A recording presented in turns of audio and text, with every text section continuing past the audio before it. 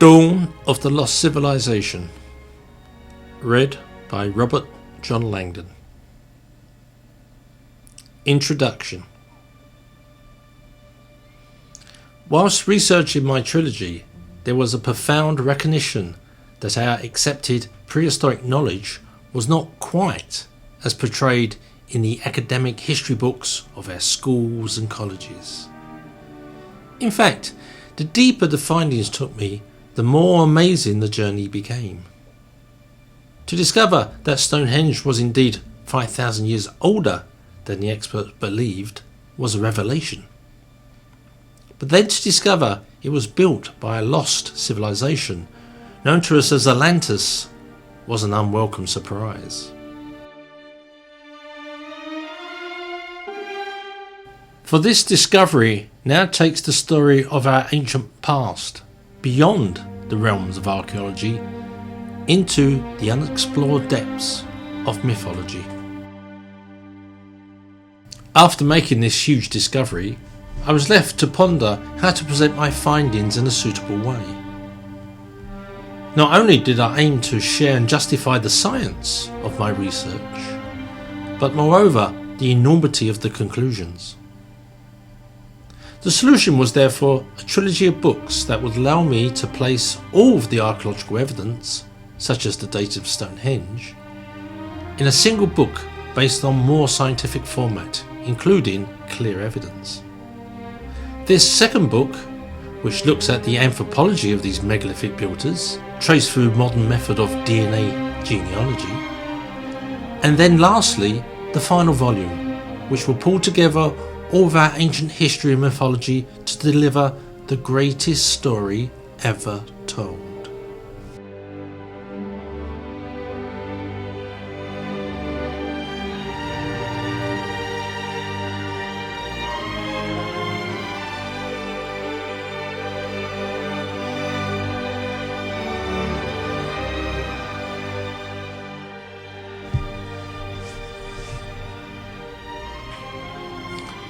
As an advocate of truth and reason, I failed to see the wisdom in recording history out of its true context.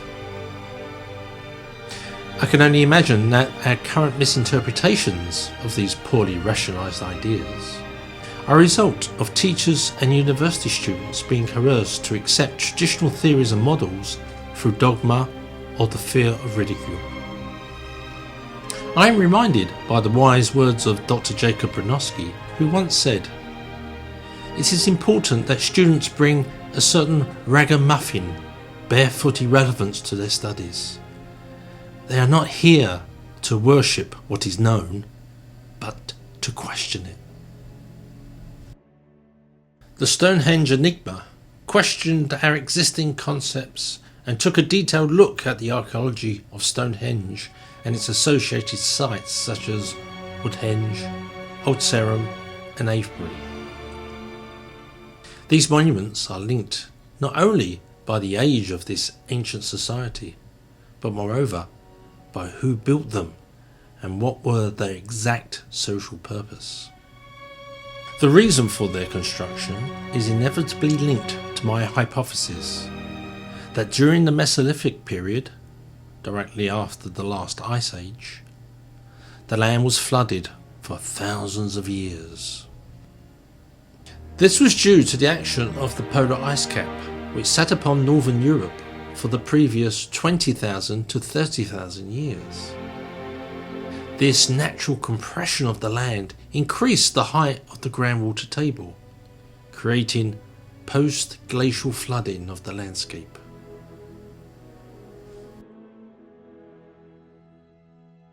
This isostatic movement of the Earth's tectonic plate was compounded by the melting of 2 miles of glacier that once sat upon the land's surface. As the ice water melted in the rising heat of the Perboreal period, a new era for mankind started to begin as these floodwaters covered not only our tiny little island, but also the lands of northern Europe and beyond. At the end of the Ice Age, sea levels were 65 metres lower than today, and a landmass not seen since was the centre of this new Megalithic world. The North Sea gave way to a land now called Dogma, which was a footbridge that connected Britain to its European neighbours, within a giant peninsula that protruded into the Atlantic Ocean, which incorporated all of Europe. Through the use of sonar mapping technology, we can now understand how the landscape actually looked at the end of the Ice Age.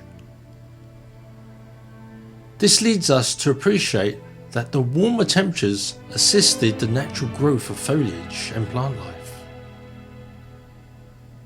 This allows us to re-evaluate the archaeological evidence in a completely different way.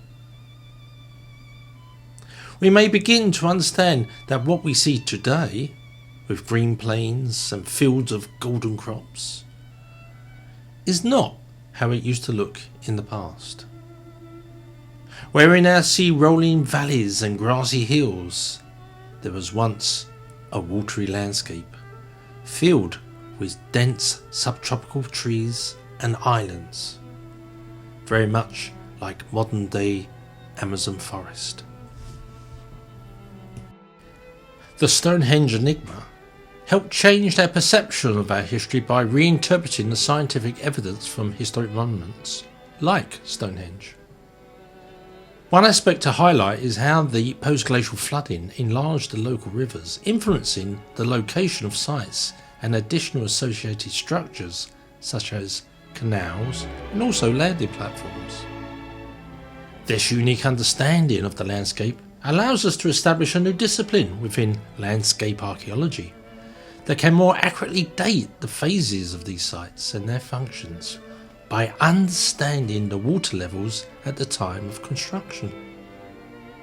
Now these new dates have been established in the first part of the trilogy, the second part, Dawn of the Lost Civilization, can concentrate on an even more fascinating aspect of our history, the great Lost Civilization that created our ancient culture.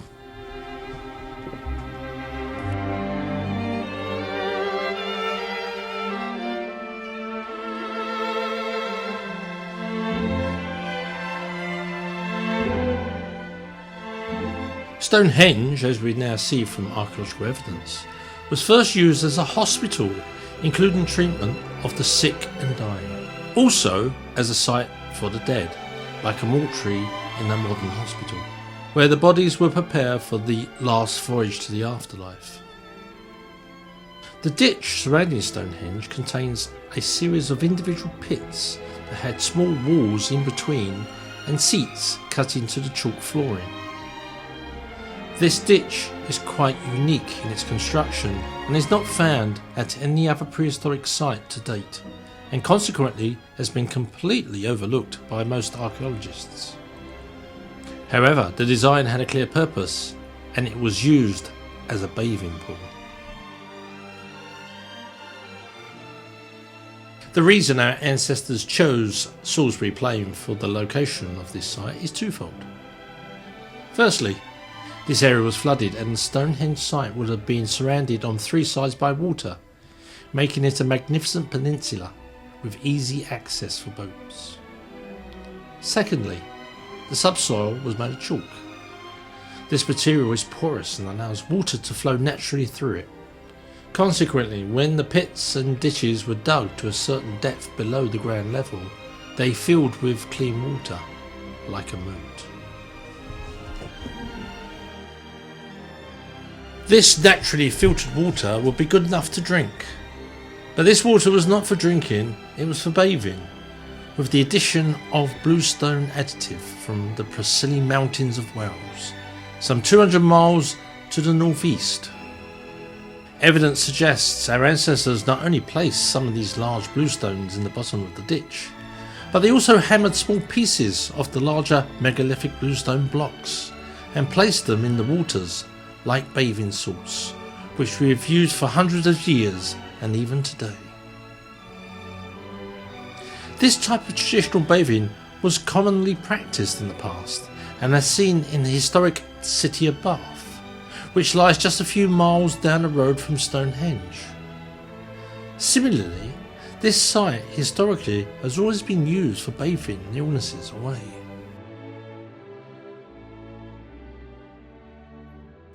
Like bath salts today, these rocks contain minerals that aided recovery.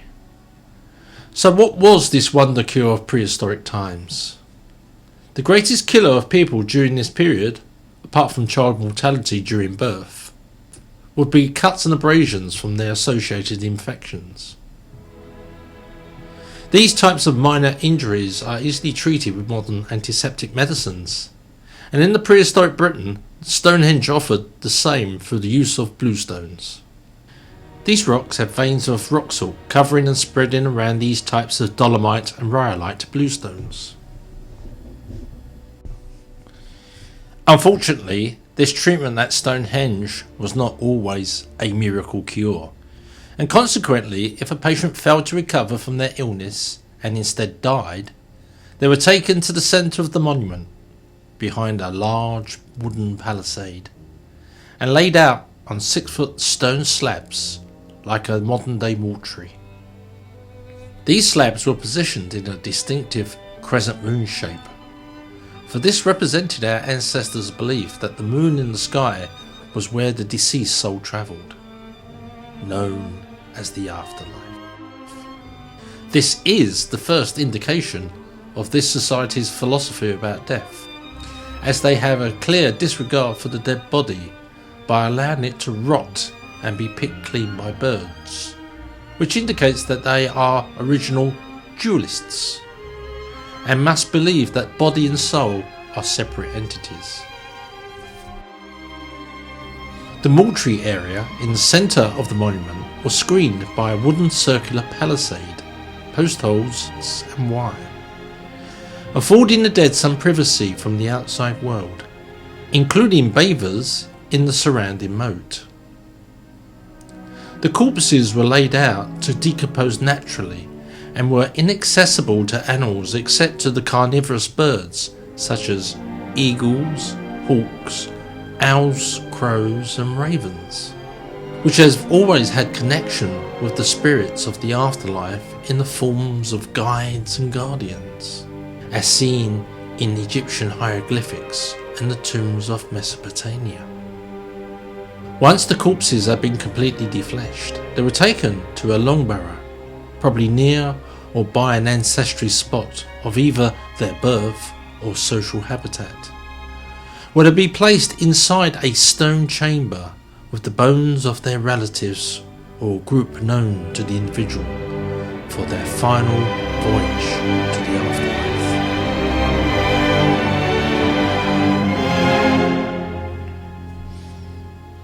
A long burial has a very distinctive shape and size, which allows us to understand what kind of ships and boats were used by the living of this society during this period. Long barrows typically represent a long boat shape, with a pointed nose for speed and manoeuvrability. A flat stern is also seen. This had the chambers contained within it, under the deck of the ship. In the case of West Kennet near Avebury, a covering of white chalk was given to provide maximum visibility. The long barrow would then be surrounded by rocks to enhance the outline of the boat, and a ditch would be dug which would fill with water to represent the sea. Large stones would also be placed at the entrance of the chambers at the back of the boat to stop the animals taking the disarticulated bones, and also act as a direction indicator for the boats, using the long barrow as a navigation aid. In Northern Europe, this connection to the dead and boats remained prevalent. In most countries, they continue to practice the same ancient traditions. Many still bury deceased family and friends in the ground in wooden coffins, which look remarkably like one-man boats, with 6 sides and not 4. Here, it is common to give dead a plaque of stone. We also make films and TV series of the undead arising from their coffins in the dead of the night by the light of the full moon. In some pagan cultures, coins cover the eyes of the deceased to pay the ferryman to take the corpse safely to the afterlife.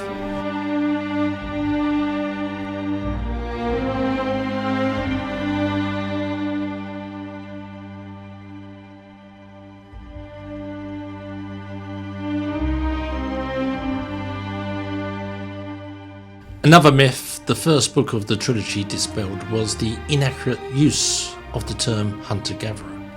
This term was invented by the Victorians and was an attempt to classify our past by comparing the indigenous primitive people of the world with our prehistoric ancestors. The problem with this term is clear to any anthropology student, as the hunter-gatherer peoples of the world are nomadic tribes that walk the land, hunting game and gathering berries and plants. These nomadic tribes did not evolve past basic stone tools, unlike our society over the last 5,000 years. Even when the influence of our own progressive society directly changed the lives of these natural indigenous tribes of Africa, South America and Australia by trading food for modern metal knives and machetes to replace their traditional flint tools, it did not accelerate or change their culture. It would have been expected that the introduction of this quantum leap technology that has been available for some of these tribes for hundreds of years would lead them to duplicate this manufacturing process. But this has not been the case. The real key to many of our historic mysteries and the true ascent of man lie behind the events just before the last ice age. Mankind, Homo sapiens, and to a lesser extent his ancestors prior to him, Homo erectus and Homo neanderthal, hunted and lived for millions of years without change, venturing only short distances following food resources. But in the blink of an eye, in anthropological timescale, we evolved from stone man to rocket man. But the obvious question not answered by the experts is why? What on earth happened in or around 30,000 BCE? Enabled us to spread with great speed and diversity throughout the entire world in such a short period of time.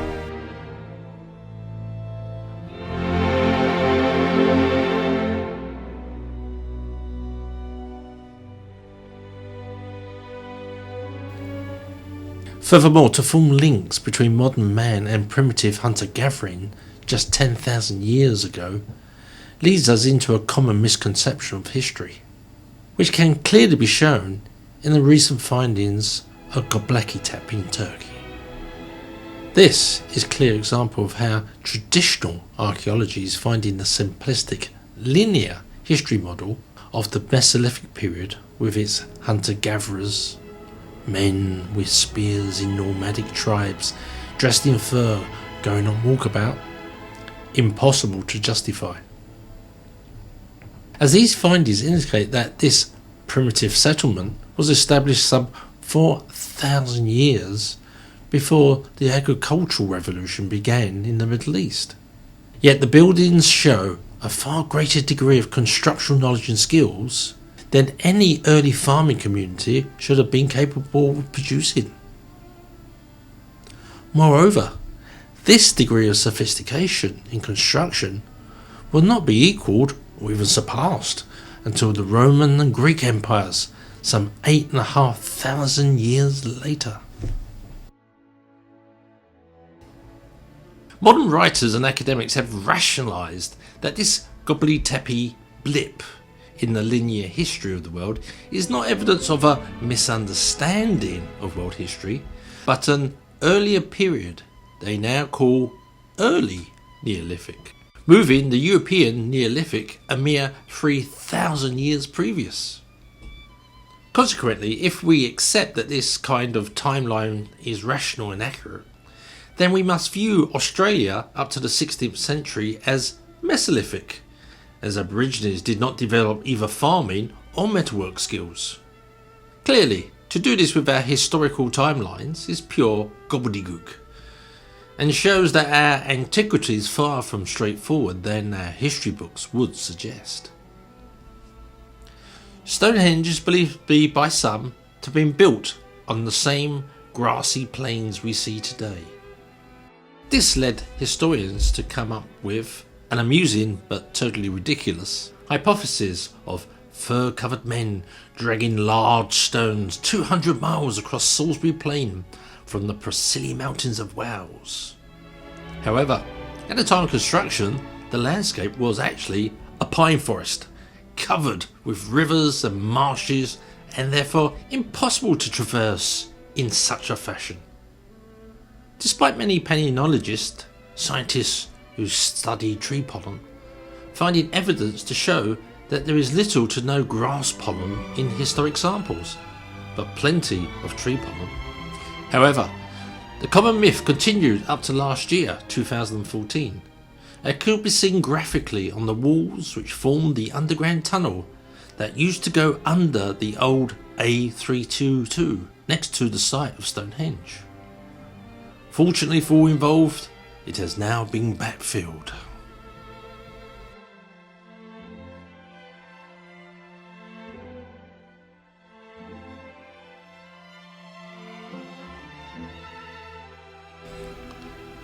The lack of open plains is further evidence to support my theory that these people were not traditional hunter-gatherers.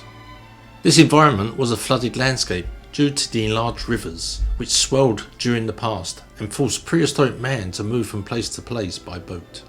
Moreover, this was a dangerous environment in which wild animals such as bears, wolves and even wild cats outnumbered the very small human population by about 60 to 1. And consequently it would have been completely foolhardy to roam the land on foot.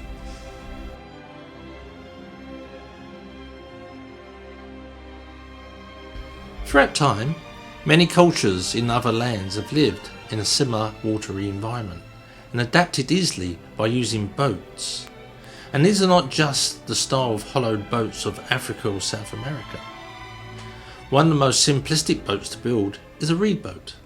For the only requirement is to gather the natural growing reeds into a bundle and then tie them together with string. Lo and behold, the bundle floats. In comparison to the effort to chop down a tree with a simple stone flint tool and hollow it out, isn't it reasonable to suggest that these reed boats were invented long before the wooden boat?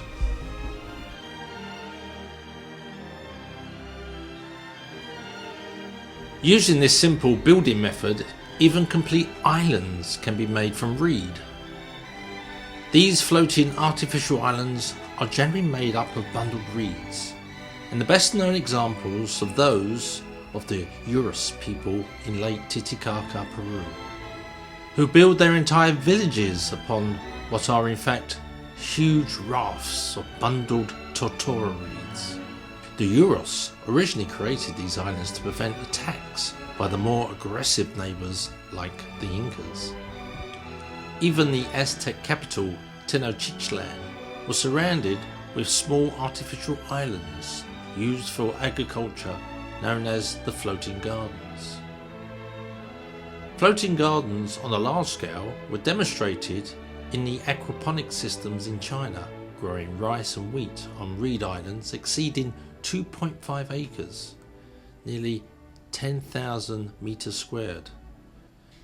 Most archaeologists have written theories to support nomadic wanderers, but little consideration has been given to other more obvious ideas. Many societies still use traditional handmade boats throughout the many parts of the world. It would be inappropriate to classify these people as hunter-gatherers, as their food consists of high protein diet of mainly fish, shell food, as well as carbohydrate and plant intake. Consequently, it would be simply wrong to classify our ancestors in the Mesolithic period of our own history with this false hunter-gatherer classification. The most fascinating aspect of our ancestors' diet is that it promotes an increase not only in the size of the human brain, therefore increasing the capacity for intelligence, but also growth and density of bones, resulting in increased height and strength. Consequently, this kind of additional intelligence allowed our ancestors to develop a whole host of new skills, including the ability to move and build stone monuments, and even undertake complex surgical procedures such as amputations and trepanations, which is a form of brain surgery, as well as engineering skills to build and navigate ships and boats. In conclusion, this was an advanced civilization that lived on the waterways of Britain in a time known to geologists and archaeologists as the Megalithic period, or Middle Stone Age, from 10,000 BCE to 5,000 BCE. But what is even more fascinating is the clue left at the end of the Stonehenge enigma. For according to the famous philosopher Plato, there once lived a great civilization some 9,000 years before the storyteller, the Greek senator Solon. This great naval power of 1,000 ships lay in front of the Pillars of Hercules, which is the opening to the Atlantic Ocean from the Mediterranean, which conquered the known ancient world at that time. Amazingly, this is the exact same time that one of the 4 gigantic 1 meter wide mooring posts was being placed on the shorelines of a peninsula, which today is now dry and overgrown with grass. This mooring post was the beginning of the construction that would become the greatest and oldest surviving monument in the prehistoric world, Stonehenge. For Plato was referring to a great lost civilization, known to the ancient Greeks as Atlantis.